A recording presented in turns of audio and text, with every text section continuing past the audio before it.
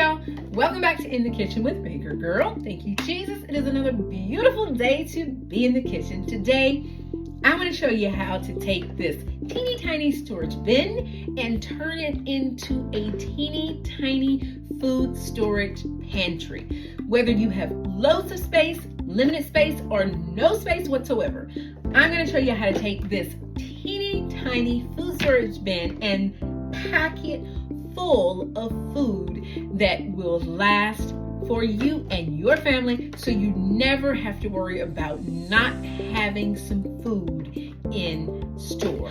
Now, today I thought we would revisit a very important topic, one that's very dear to my heart, because it's something that I learned from my mother, and it's something also I've learned through life experiences. Now, today I want to talk about something that we're all up on in terms of what's going on in the world. And that is what COVID and the war in Iran can teach us all about food storage. Yes, because we've all seen, whether it's gas prices, food prices, remember the egg prices when eggs were worth their weight in gold, and just other things that are life essentials, daily necessities, but the prices can change overnight. And with food, it's not like you have the option of not buying it and just keep going. It's kind of like gas or food or whatever. You need those things. So something I learned from my mother, if it's something you know you need, always have it. It's not an option. You know you got to eat. And if you drive, you need gas in your car. So we're not talking about gas in the car, but I'm going to stay in my lane, pun intended. I'm going to stay in my lane and talk about food prepping, and food storing. So that's what's coming up in today's episode. Don't forget to like, follow, share, and subscribe. Hit the notification bell so you won't miss out anytime I upload a brand new video. And let's get to chatting about food storage. Now, to make this a little easier for you and for me, I've broken this food storage episode down into 3 easy categories. It's what I like to call the 3 spacers. Now, you have 3 food storage space categories, and it's all about what you can do in terms of food storage with the space that you have. Now, space number 1, you have unlimited storage space. And what I mean by that is you have maybe a basement, you have an extra closet where you can store food, a pantry, maybe an extra freezer, an extra refrigerator, a deep freezer. You are what I call space number 1. You're spacer number 1, and you have loads of food storage compared to, say, spacer number 2. Spacer number 2 is a limited space category, family, home person, where you have some space, such as you may have lots of cabinets in your kitchen that you can clear out and dedicate 1 or 2 cabinets just to food storage. Maybe you have, you don't use your freezer a lot, because there are a lot of people that don't use their freezers a lot, and you can store some things in your freezer, such as flours, grains, things like that. Maybe some frozen food, maybe some frozen stocks, soups, meals, whatever. You also may have extra space in a closet that you can clear out some space and store food there. And then there's spacer number 3. Very limited, no space spacers. You have no pantry, no basement, no extra room in your cabinets, but we all have to find some space to store food. So I'm going to be talking about the 3 spacers today. Now, before I get to the 3 spacers, I want to talk about why do we do this? Why are we doing this? And my answer to that is, we all remember COVID. We all remember what life was like then, when you could barely even get in the stores. If the stuff was available, you couldn't even get in it to get to it. There were long lines. There were mass shortages. I mean, we all remember toilet paper. I don't know, that will forever stick in my mind, but I suspect it's sticking yours too. But we all remember, fighting to get toilet paper. I mean, literally fighting to get toilet paper, because people were getting into fights in the store about the last roll of package of toilet paper. Some people got into a fight with my brother at the grocery store. Well, not him, but not with him. They were around him.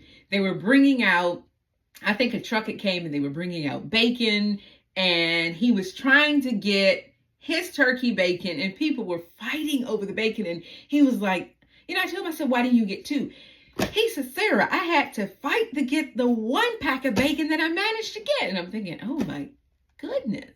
Because I wasn't in the store trying to grab turkey bacon. I'm like, I have stuff. I didn't eat bacon, but he did, because he likes his high protein breakfast and things like that. So he needs his bacon. And he was like, I had to fight to get the one bacon that I actually got. So you don't want to have to go through that. If you went through it during COVID, you don't want to have to worry about going through that again. So hopefully we all take those lessons that we learned from COVID and try not to go through that again. And how you can avoid going through it again is to follow these simple, easy steps and learn how to maximize the space that you have in your home, apartment, wherever you happen to dwell, and turn it into a space where you can actually stock your own food and have it for days on down the road, because there's no question about it. If we are alive, good Lord willing, we all will be, we're going to need to eat. And to eat, we need food. Now, I'm going to start off with spacer number 1, because I am blessed to fall into that category. We bought 100, which our house is 106 years old now, farmhouse. And not only does it have a good sized pantry, blessings, it also have a cellar, another blessing, because cellars were designed for food storage. They were not designed, for you to put a TV and a sofa and a chair and all, although ours does have a shower in it. But the shower was turned into space. We don't actually shower down there because it is a cellar and it's a little bit creepy. I mean, it's a big bit creepy. At first I wouldn't go in it. I was like, it's dark, and it's like dark, but that's the whole point. And for those of you who are not familiar with a cellar, it is literally a hole in the ground that is designed to maintain a certain temperature and a certain level of humidity. Now, we can balance ours because we have a dehumidifier in it. So if it gets too humid, we can start to remove some of that moisture out of the air and kind of keep the cellar in balance, because we do store canned goods down there. So it maintains a certain temperature all year round. If it's freezing cold outside, you can go down in the cellar and you feel very nice and warm and toasty. And in the summertime, it could be 100+ degrees. When you go down in the cellar, it's like somebody got an AC on. And it stays that way all year round. So it keeps your food from being in these wild temperature changes that really the rest of your house can be in. Because the rest of your house, unless you have your thermometer set and you have, say, 70 degrees or 60 degrees, you can regulate your house temperature that way. But other than that, aside from burning electricity, it's really difficult to regulate your house to keep it at a certain level. So that's where a cellar comes in at. So if you have a cellar or a basement, which is similar to a cellar, but not quite, you can turn that into a space for food storage. And as I say, our house have a full farmhouse pantry, which is another blessing, full of shelves and spaces where we can store things, potatoes, onions, apples. In the wintertime, I have to be very careful with the pantry because food will freeze in it, which I have learned the hard way. But if it's super, super cold, I can put milk in there and the milk will stay nice and cold. But that's only in the very coldest days, which we had some of those back in the winter. So that is spacer number 1. Now, What do you need for spacer number one, or what should you store with all of this beautiful space that you have in spacer number one? I like to put up, and I like to, and I think I've said this before, the foods that you know you eat are the foods you should keep handy. Now, that may sound like, duh, yeah, but sometimes when it comes to food storage and people thinking long term, you can kind of get a little like, oh, what do I get? What do I need? What do I? So, whenever you go in the grocery store, buy, and you know you're reaching for your weekly essentials, buy two. Now, my cousin, she has a 5 rule, and she will get 5 things, no more than 5. And that 5 can be whatever she knows she's going to put away for her food storage. It could be a jar of peanut butter, a can of beans. She likes these protein bars. She get a box of those, and 5 things, and then put those away. And then the next time she do her shopping, 5 more things. It could be a duplicate of what she bought, but no more than 5 things. And that works beautifully if you're starting off and you haven't done it before, which she have not really done this before. So that's why she put herself to 5 things. Now, for spacer number one, you have more space. You can handle more than 5 things at once. So my tip would be buy 2 of anything that you're gonna buy 2.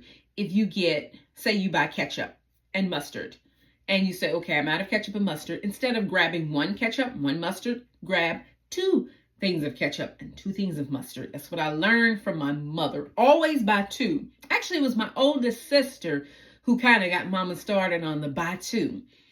And I'll explain really, really quickly where that mentality came from. So many of you all know I'm originally from Atlanta, Georgia, born and raised in Atlanta, Georgia.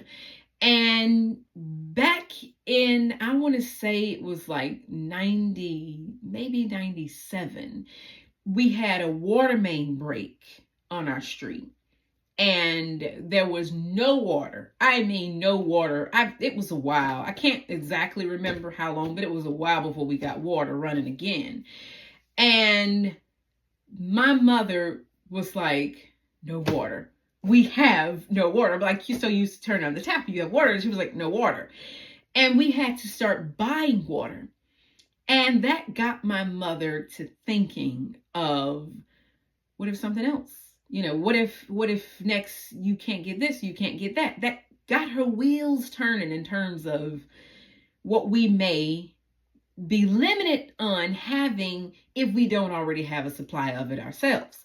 Now, when we moved up here, a lot of you all know I live in the mountains of Southern Virginia. Where we live, there ain't no stores around, nowhere. Our town is so tiny, there ain't even any traffic lights, period. There are no traffic lights. And so we literally have to travel to get to a store, a city, a town, a village, a province, to be able to go shopping. So it was one of the reasons why we have quite a few miles in our vehicles, because it's, you know, it's not just to jump in the car and run down the road and bing, you're at the grocery store. Not like it wasn't when I was growing up in Atlanta. In Atlanta, in like maybe 5-6 minutes, you were at a grocery store and you were shopping. In a few minutes, you were back home. But up here, there ain't no stores, no nothing like that. You live where I live, you must journey. So in rural America, that's the way it is. We don't have access to stores. For instance, if I want to go to Costco or Trader Joe's, that is a journey, because there ain't no Costco or Trader Joe's anywhere near me at all. So and I may sound like I'm shouting, but that is the realities of living in rural America, that there is no places around. So that gives me an even greater incentive that when I go to the grocery store, I know either I've got to get back because I don't have much, so I'm only getting a limited amount. Say, for instance, if I'm getting greens, like lettuce or whatever. And I remember this hit me particularly hard during COVID because we eat so much fresh food. The thing I was concerned about was not having toilet paper, because I had a stockpile of that already. What I was concerned about was how was I going to get my greens, my salads, my lettuce, my spinach, my carrots, because you can't keep but so many of those things. So that's what got me. Now, unfortunately, I don't really have a hack for being able to store mass amounts of salad greens other than, you're just going to have to make that weekly trip to the grocery store for that, because there really isn't any other way you can split that. It's a journey to the grocery store for those things, and you just have to make up your mind it is what it is. So what kind of things could you or should you store? Now, all of this is dependent on your food preferences either. If you don't eat beans, as I have here a 12-pound bag of dried pinto beans. These are from Sam's Club. They were on sale, I think, for like $8. This will last you, unless you eat beans weekly, which we try to eat beans weekly.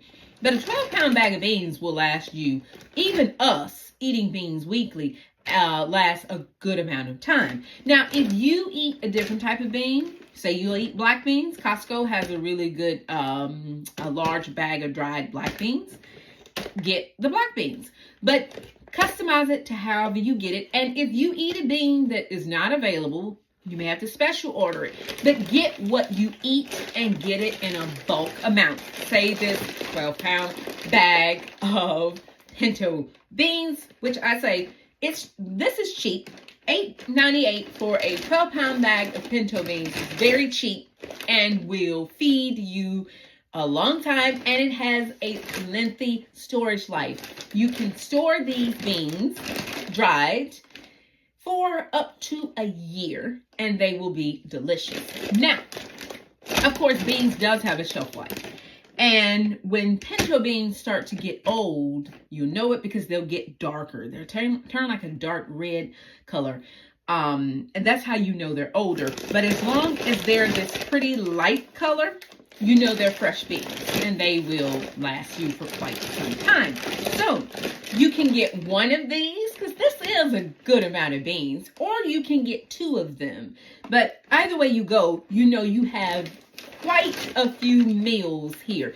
You can use these, as we like to just eat them, in just pinto beans with cornbread and potato salad, one of my favorite meals in the world. But you can use them to make refried beans. You can use them to make burritos. You can use them to make chili. I've shared a chili recipe on my channel. Beans are delicious, perfect for vegetarians. They're vegan. They are very high in protein. Everybody's talking about protein right now. And of course, they're very high in fiber and other nutrients that you need. Now, speaking of nutrients that you need, I'm going to say really quickly, whenever you're putting up food, you want to make sure you're putting up what's good and what's healthy.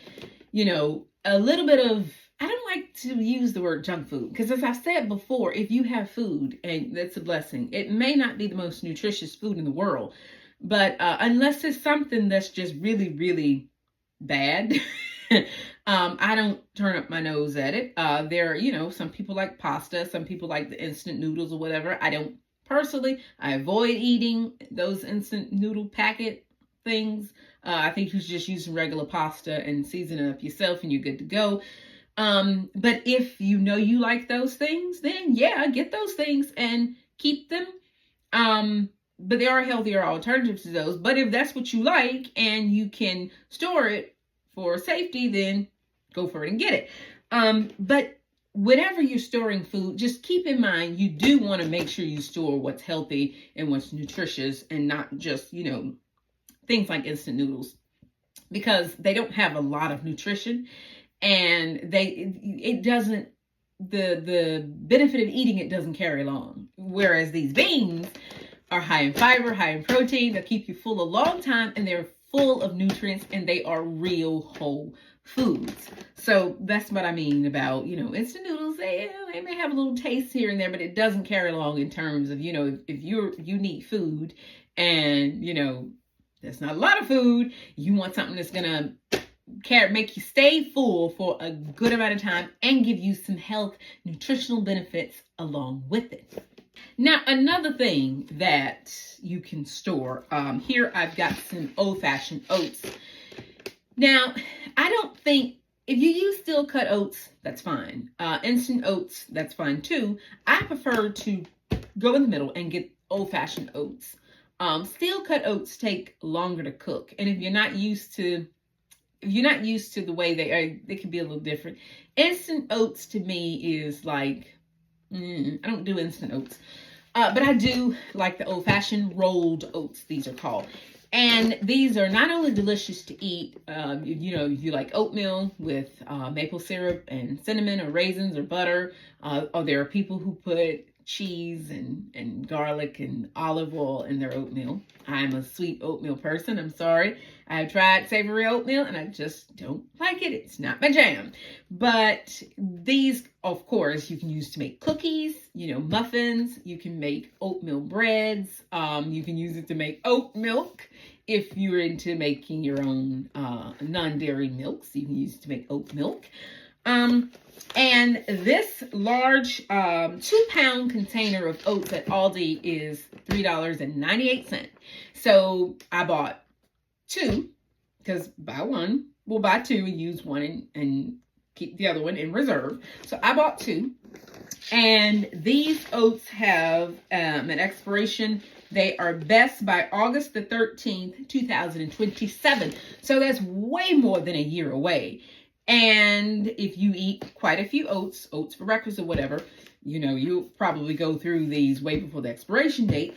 And if you do decide to do this, just take yourself a Sharpie marker and write a bold date on it. So say this one, the date is at the bottom. That way, if you have multiple things, you will know, use this one first. And then if you go back to the store and say you decide to buy 2 more, which you can do, you've got space for it, just mark it. And so you'll know who to use first. And another thing, this is nutritious. It's not anything unhealthy. These are just oats, good for you, healthy, full of fiber, full of protein. It's nothing bad for you. This is good stuff. And not only will it last a while in your pantry or your cellar or your closet, it's also nutritious and good for you too. Now, another thing that a lot of people used to laugh at, myself included, is dried milk powder. I used to giggle at dried milk because I'm like, who wants that stuff? Like, really? But when it comes to putting up something, it's better to have this and stir some water in and have it for your bowl of cereal than it is to just have some plain water in your bowl of cereal. So, I mean, there's nothing terribly wrong with dried milk. Now, the only thing problem I have with the powdered milks you get at the regular grocery stores, they're always non-fat. And that's part of the problem why they're not very popular in my household. They are non-fat. And it's just more like a bit watery, and you have to make it a little bit stronger in order to get like you're getting some milk out of it. But if you want to get whole milk powder, you can. You can order it offline. Amazon sells it, and other places that you can order food. I think nuts.com may have it. I'm not entirely sure. I have to check. I order from them. But you can get whole if you don't want non-fat. Just be sure to know that whole sometimes is twice the cost of non-fat. Non-fat is a little bit cheaper. Now, if you don't do cow's milk, there is non-fat powdered goat's milk. If you can't have cow's milk, you can get non-fat powdered goat's milk. Another thing that is good to have, and this goes for all of the pantries, by the way, whether you're in the number 1 spacer category, number 2, or number 3, canned things like vegetarian beans. We love Bush's baked beans. I did a Bush's baked bean episode, and I did share it on my YouTube channel. It's on my YouTube channel. It's also on my Facebook page with the recipe. You can check it out. But I show you how to take a can of Bush's vegetarian beans and ramp them up to make a full meal, because these are fairly sweet if you eat them on their own. But in my recipe, in my video, I show you how to take onions and bell peppers and hot dogs and turn this into a full, delicious meal. And if you have children in the house, you probably have oodles of this stuff, applesauce. And also, if you don't have children, but you bake, this is a good alternative. Say, if you're out of butter or oil, or some people use it as an egg replacer. In some baking recipes, having some applesauce on handy. And this is no sugar added, so it's unsweetened. But the cinnamon one is delicious too. It has a little bit of sugar in it, but it's all equally delicious.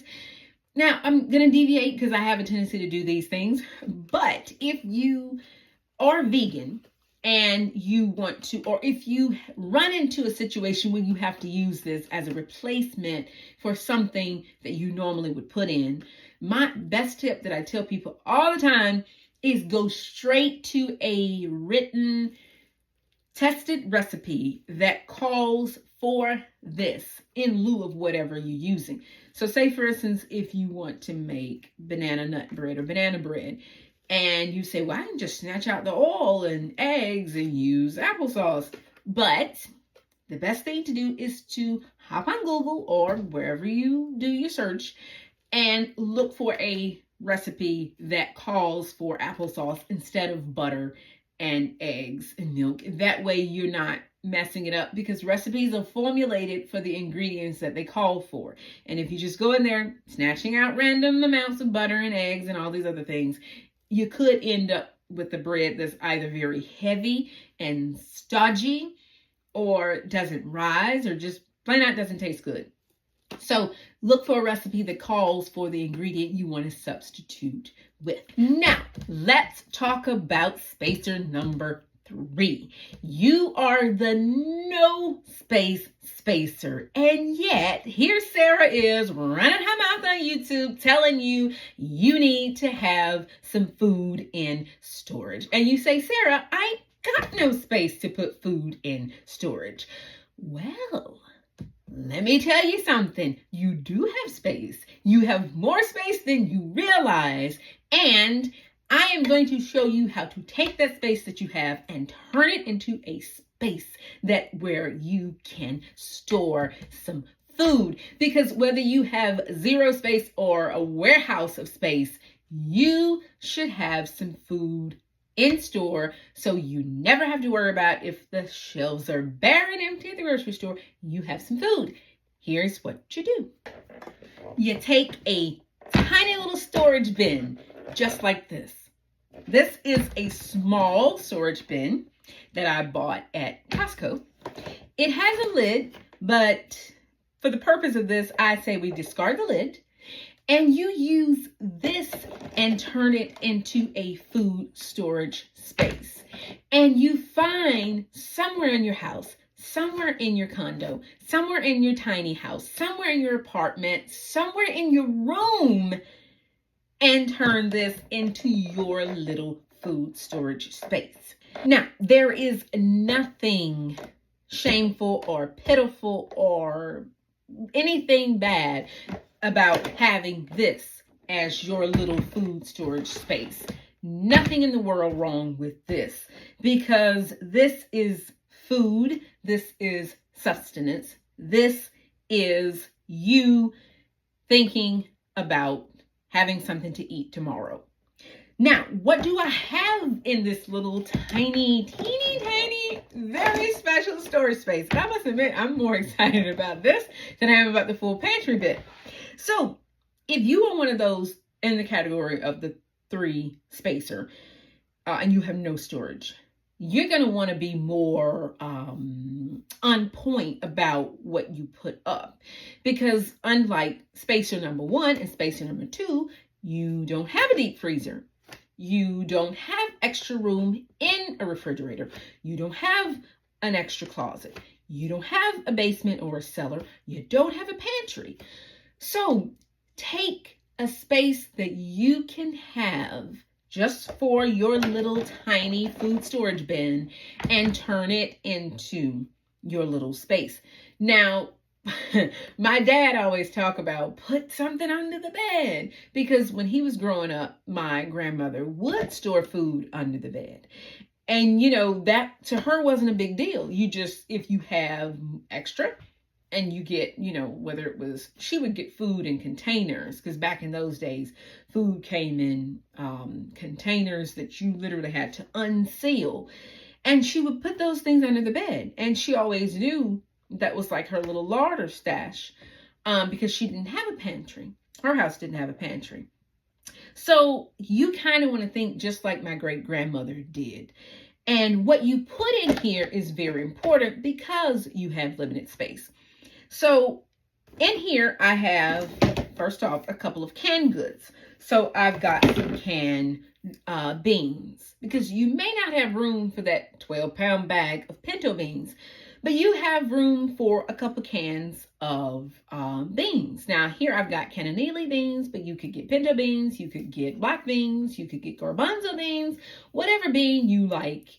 Remember, buy two. So get two cans of beans. Here I have some coconut milk. Now you may say, coconut milk. Coconut milk is a very good substitute. Say you have a dorm fridge. Dorm fridges are tiny. I had one for quite some time. And you don't have room to store things like, heavy cream or whole milks or whatever. And you do a lot of cooking. We hope that you're doing a lot of cooking. Because just because you have tiny space doesn't mean you're not doing a lot of cooking. But coconut milk is delicious, whether you're using it in curries or soups or, some creamy noodle dishes. Canned coconut milk is delicious and full fat, not light coconut milk. And this has a very lengthy shelf life. And because it's non-dairy and it's vegan, you can use this and you don't have to worry about storing in the pantry. You don't have to worry about it going bad as fast as if you had, say, regular evaporated milk. Which, by the way, you should put a can, if you drink regular milk, of evaporated milk in your little bin too. Now I have a can of diced tomatoes. You can use these whenever you use diced tomatoes. Have yourself, this is in your second. So your first one may be in your little teeny tiny cabinet, and then your second can will go in your little teeny tiny cutesy storage bin. I have some dried fruit. Here I have some dried cherries. These are delicious. If you buy a little teeny bag of dried nuts, you can mix them together and you can have a homemade trail mix. You could add these to muffins. You could add them to cookies. You can add them to scones. You can add it to oatmeal. You can stew these down, serve them stewed dried cherries, which are delicious. You can serve it with some homemade yogurt or some store-bought yogurt, or serve it with some whipped cream or whatever you fancy. These are delicious. I have some coffee, because if you're a tiny spacer and you don't have a lot of space, you may not have room for a large container of coffee or, coffee beans or whatever. So having these little packets of instant coffee is, it's good. I mean, you should have them. They're not that expensive. I think they're usually only like maybe $1 or $2. And it's coffee, so it's not like it's going to go bad on you. And it's small. It doesn't take up a lot of space. It's smaller than your phone. It doesn't take up a lot of space. So put this into your little teeny tiny pantry. Now, because you are a tiny spacer, you may not have room in the refrigerator or a freezer or a deep freezer or a cellar to store chicken bone broth or chicken stocks or any of those things that, I like to store. And I have them in both cases. So canned chicken broth, I will put downstairs in my cellar, but in the freezer, I'll put frozen chicken bone broth. If you need a chicken bone broth recipe, I have a recipe, full video and recipe available on my YouTube channel. I'll link that in the iCards. But if you don't have space in your refrigerator or freezer, whatever, for these containers, quart-sized containers of frozen chicken broth, you still need chicken broth. These chicken broth stock cubes are a great space saver alternative because they are super concentrated. You all know how I love my chicken bouillon. And it's a very super concentrated size, because this one of these little packets. They come in these little square cubes. You can toss this in a soup. You can toss it in beans. You can add it. You can reconstitute it in some water and use it. And it's delicious, and it's a space saver because you don't have room for, as I say, quart-size frozen containers of chicken bone broth, or you don't have a cellar to put canned jars of chicken bone broth. So this is perfect for you tiny spacers because it saves you space, but you get the equal benefit of having something stored away that you can use to cook with, and you don't have to keep these multiple cans of chicken stock that you can get at the grocery store. This clears out all that space and saves you lots of room for the same thing. I have some mayo. Now, this is real mayo, and it comes in this handy dandy squeeze bottle because this saves more space than those round bulky tubs that they have to go in the refrigerator for one thing, and they take up more space. This is more narrow and it's tall, so you can lay it down or you can stand it up. And it's mayo. You can use mayo in lots of different things. You can use mayo instead of butter if you're doing a grilled cheese, or if you're cooking. It makes a delicious juicy burger because you just skirt some of it in there, mush it up, and it adds tons of moisture because it's very rich. But like I say, this is a space saver. So mayo has a good shelf life, and you don't want to go beyond the shelf life of mayo, though. It'll start tasting a little bit rancid because it has oil in it.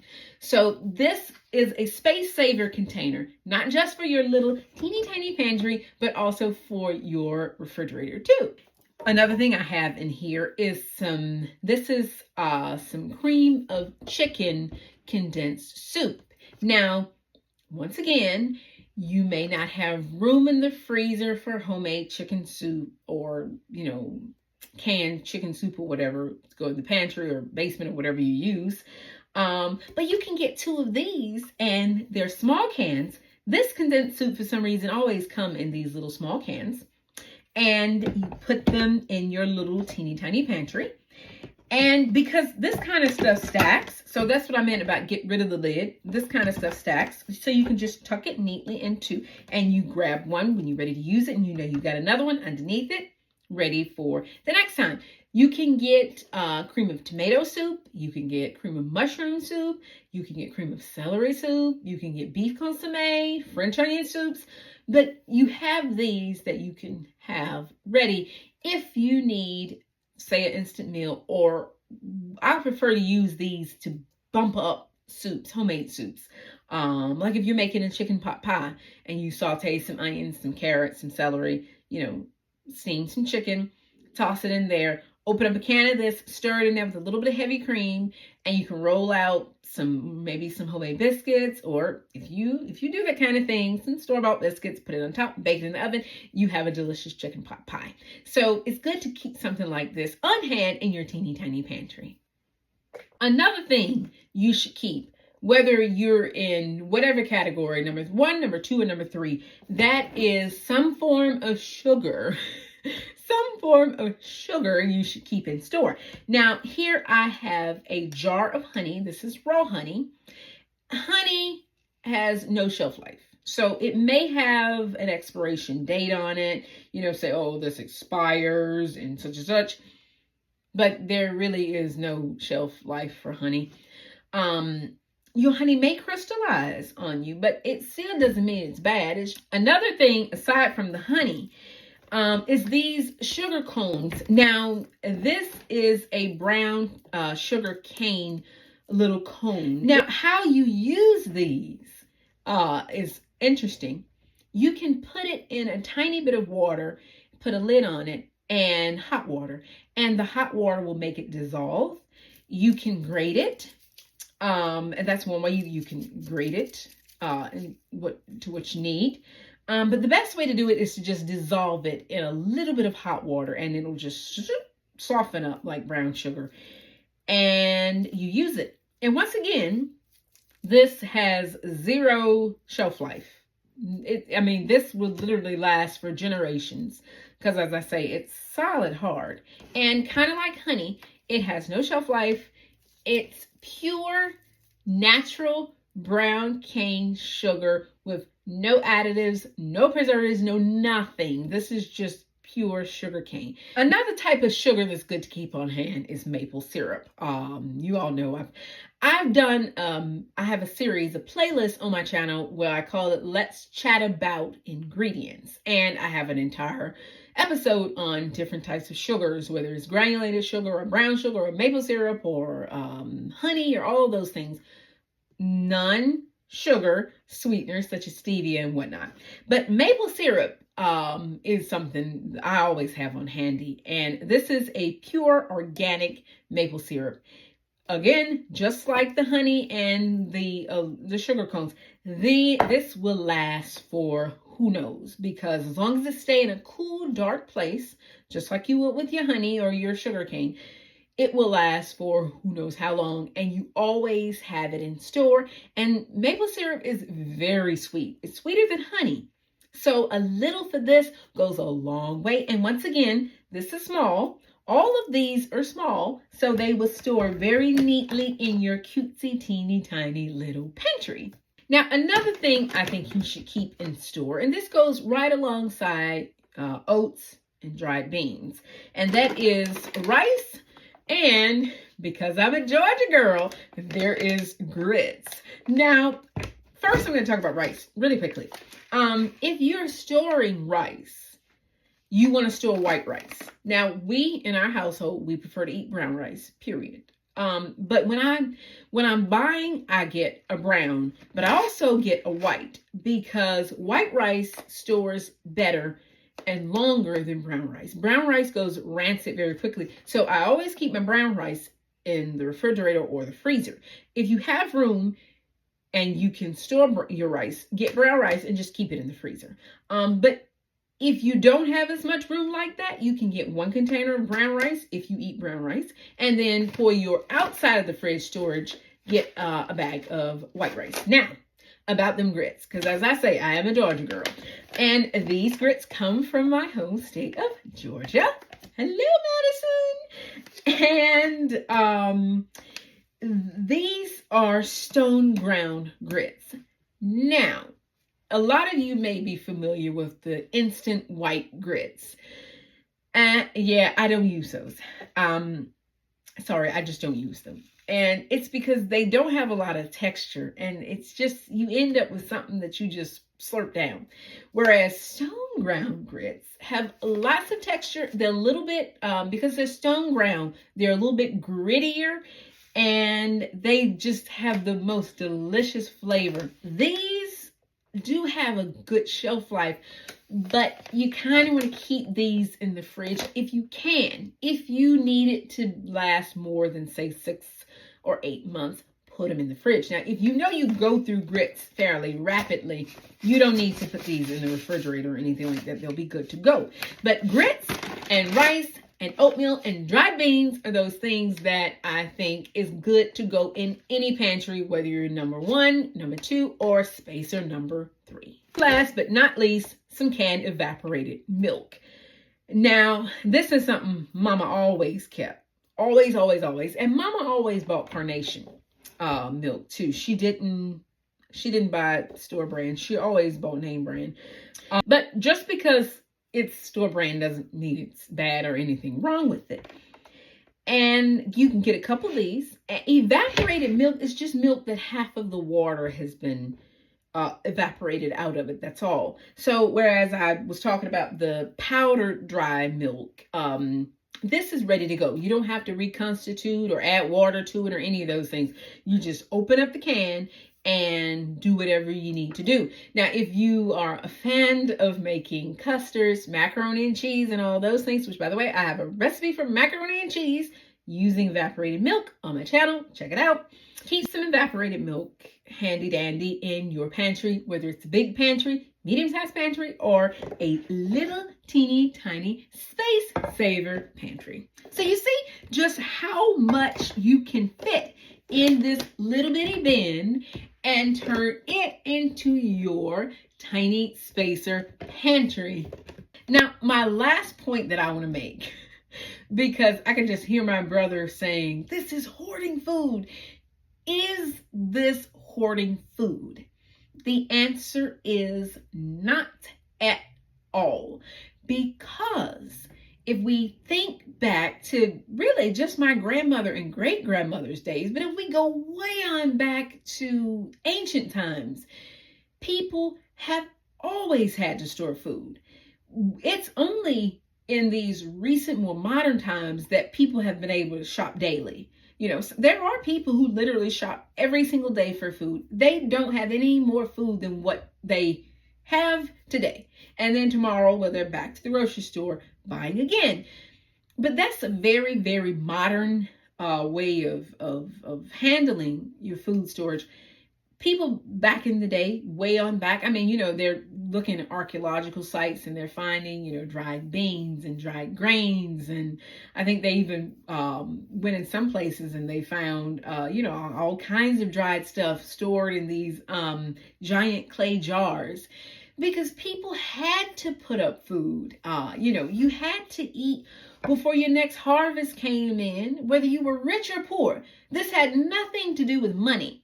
And that's something that I really like to emphasize. This has nothing to do with your wealth or your lack thereof. We all need to eat, whether we're rich or poor or whatever. You need food. So rich, poor, they all had to have food in store so that through the time when there was nothing growing in the fields, they had food. And now, of course, the rich and the wealthy kings and queens had servants who would handle these matters for them, and they didn't have to bother with it. But we commoners, we have to consider these things for ourselves. And I say that because I was thinking about, and I know there will be comments of, you're encouraging food hoarding. Okay, let's go to the Bible and let's look at the book of Genesis and the story of Joseph, the son of Jacob, who was enslaved in Egypt for a number of years. And then he was freed because God gave him the understanding, the interpretation of Pharaoh's dream. And in return, Pharaoh's, he was so grateful for Joseph answering a dream that really, really puzzled him. He made Joseph his second in command. I think we would call him now like a vice president or maybe prime minister or something like that. But the whole point of it was that Pharaoh was having a dream about, fat cows and lean cows. And, there was grain that was, beautiful ears of grain. And then there was the part of the dream where there was, withered ears of grain. And he was wondering, what does it mean? And Joseph was able to tell him, God is giving you a message. There will be 7 years of plenty, and then there will be 7 years of famine, hence the 7 cows and the 7 ears of grain. So Joseph he built storehouses all over Egypt and had 7 years worth of grain in store. So that when those 7 years of famine, which came right behind those 7 years of plenty, Egypt and indeed the world at that time didn't starve, because there would, as Joseph told the king, there will be no farming, no planting, no growing, no nothing for 7 years. And that saved the land from famine. So I mentioned that because my cousin pointed this out to me the other day. She was like, wasn't it Joseph in the Bible who put up food, like years and years worth of food? And I said, you know what? That is quite true.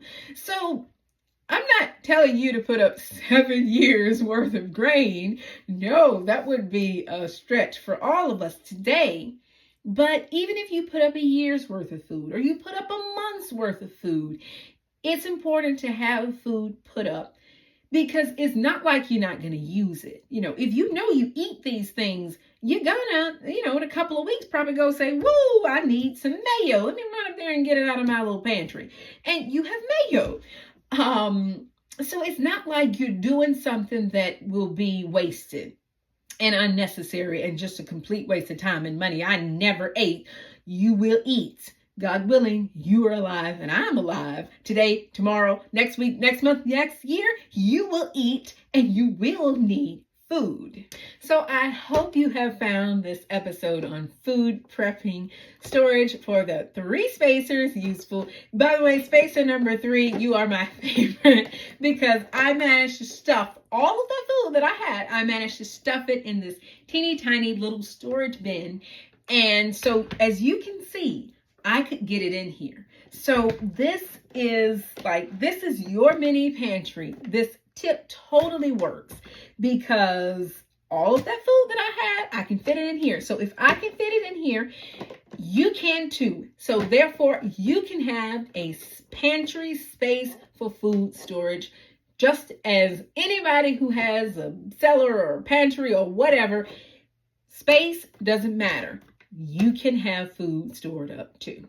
If you have found this episode useful, please give the video a thumbs up. And if you haven't already, subscribe down below, hit the notification bell so you won't miss out anytime I upload any episodes. And if you have any tips, food storage, space storage, food inflation tips that you want to share, be sure to leave it all in the comments below. I read your comment and I will highlight your comment and make sure it's seen by our YouTube community. So, the good Lord willing, I will see you guys again in another video. Take care, y'all.